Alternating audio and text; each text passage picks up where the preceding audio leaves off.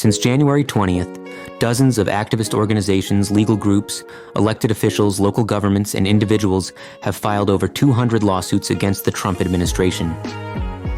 These legal challenges target more than 90 executive orders, along with several executive proclamations and memos issued by President Trump, according to News Digital. Trump has been a frequent subject of legal scrutiny for years, with tensions peaking during the 2024 election cycle. During that time, he faced 4 criminal indictments, including a high-profile criminal trial in Manhattan in spring 2024. In that case, Trump was found guilty on 34 counts of falsifying business records. Despite the convictions, Trump has consistently denied wrongdoing and described the cases as politically motivated lawfare led by Democrats to undermine his political career. Following Trump's victory in the November 2024 presidential election, several state attorneys general announced plans to challenge his administration legally. New York Attorney General Letitia James, a frequent legal opponent of Trump, stated publicly that her office was preparing for renewed legal battles against actions she believes are illegal or harmful to state residents. James emphasized that her responsibility is to protect New Yorkers and uphold the rule of law, stating that her office had fought similar battles in the past and was prepared to do so again. Federal workers now have until tomorrow to decide whether to take a buyout after a federal judge extended their deadline. This as both sides will be in court to argue over the president's plan. Alina Habba serves as counselor to President Trump, and she joins us now. Great to see you, Alina, this morning.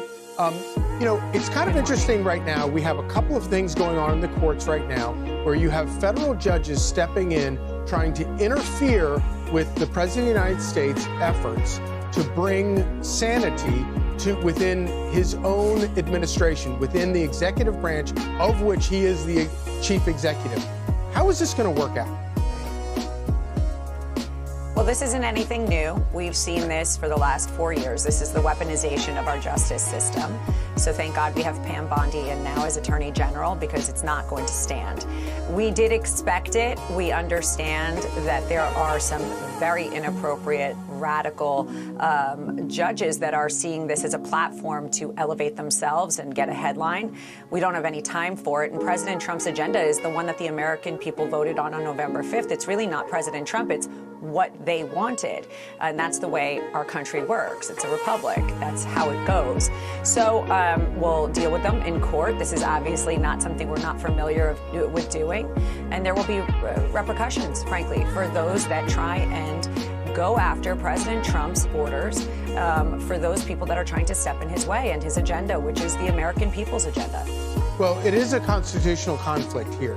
And it kind of amazes me that more people don't see it, especially Democrats who complain that, say, Elon Musk is not elected, when, of course, these federal judges are certainly not elected. And the only one who is elected is President Trump, who is trying to do what he was elected to do. Do you see this going all the way to the high court, or do you see this as something that will get settled before that point? It should be settled before that, but they're relentless and they're desperate, as we've seen. And as you pointedly said, there's something called the separation of powers. There's something called the government's, has different departments. He is the executive branch of the government, the leader of the free world, and this is the way it's supposed to go. Right. But again, like I said, this is a weaponization that was created under the Biden administration. We're seeing them cry and scream, and they need to adjust to reality, and they're having a hard time with that.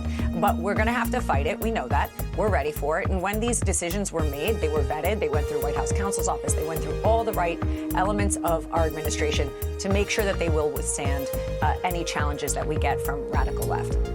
Well, I appreciate the fact that you are standing there making this good, important fight over such important constitutional issues and serving the country. And thank you for joining us this morning, Alina Habba.